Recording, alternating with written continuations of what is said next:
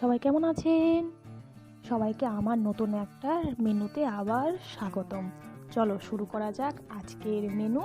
ডগা দিয়ে মুগের ডাল, মটর আর মুগের ডাল। প্রথমে আমি মটর ডাল আর মুগের ডালটা ভালো করে ধুয়ে নিয়ে জলে ভিজিয়ে রেখেছি। এবার প্রেশার কুকারের মধ্যে ডালটা দিয়ে ডগাগুলো ভালো করে কেটে ধুয়ে এবার ডালের মধ্যে দিয়ে দিচ্ছি, কারণ প্রেশারের মধ্যেই আমি সব কিছু দিয়ে সিটি দিয়ে দেবো, যাতে সিদ্ধ হয়ে ভালো হবে। দিয়ে দিচ্ছি পরিমাণ মতো লবণ, দিয়ে দিচ্ছি পরিমাণ মতো হলুদ, আর দিয়ে দিচ্ছি জিরের গুঁড়ো, ধনিয়ার গুঁড়ো আর পরিমাণ মতো লঙ্কার গুঁড়ো। আর দিয়ে দিব যে যেরকম খেতে ভালোবাসে সেই রকম পরিমাণ মতো জল। আমি একটু পাতলা করে বানাবো, তাই একটু বেশি জল দিলাম। জল দিয়ে আমি একটু ভালো করে নেড়ে চেড়ে গ্যাসে চুলার মধ্যে বসিয়ে দিচ্ছি। আর 10-12টা মতো কাঁচা লঙ্কা মাঝখান দিয়ে ফাটিয়ে দিয়ে দিচ্ছি। সিদ্ধ আমার করা হয়ে গিয়েছে। সিদ্ধ করার পরে দেখতে এরকম লাগছে,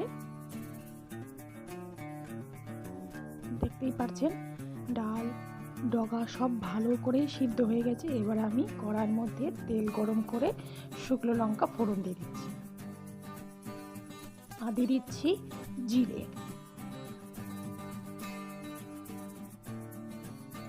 দিয়ে একটু নাড়াচাড়া করে নিয়ে দিয়ে দিচ্ছি তেজপাতা, দিয়ে আমি নাড়াচাড়া করে একটু ভেজে নিচ্ছি। আর দিয়ে দিলাম আদা ফোড়ন, কুচো করে রাখা আদা দিয়ে ভালো করে নেড়ে চেড়ে এবার আমি সিদ্ধ করে রাখা ডালটা সম্বার দিয়ে দিলাম।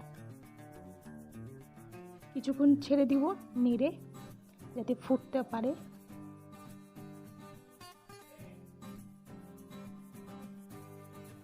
ডালটা বেশিরভাগই ফুটে গিয়েছে। এবার তার মধ্যে আমি পরিমাণ মতো একটু সামান্য চিনি দিয়ে দিলাম, দিয়ে একটু নেড়ে দিচ্ছি। আর দিয়ে দিলাম 1 চামচের মতো ঘি, দিয়ে ভালো করে মিশিয়ে নিয়ে অল্প পরিমাণে দিয়ে দিব একটু গরম মশলা। খেতে দারুণ লাগে। দিয়ে একটু নেড়ে একটু সামান্য দমে রেখে নামিয়ে নেব। নামিয়ে নিচ্ছি ডালটা একটা বাটির মধ্যে, পাত্রের মধ্যে, কারণ ফুটে গিয়েছে ডালটা আমার। এই বাটির মধ্যে নামিয়ে নিয়েছি ডালটা। গরম গরম দেখতেই পাচ্ছেন ধোয়া উঠছে। গরম ভাতের সাথে বা যে কোনো রুটির সাথে রাত্রেবেলা দারুণ লাগে খেতে ডগা দিয়ে মটর আর মুগের ডাল। অবশ্যই এইভাবে বাড়িতে বানিয়ে খেয়ে জানাবেন রেসিপিটা কেমন লাগলো, আর অবশ্যই আমার চ্যানেলটাকে সাবস্ক্রাইব করবেন, শেয়ার করবেন। দেখার জন্য ধন্যবাদ।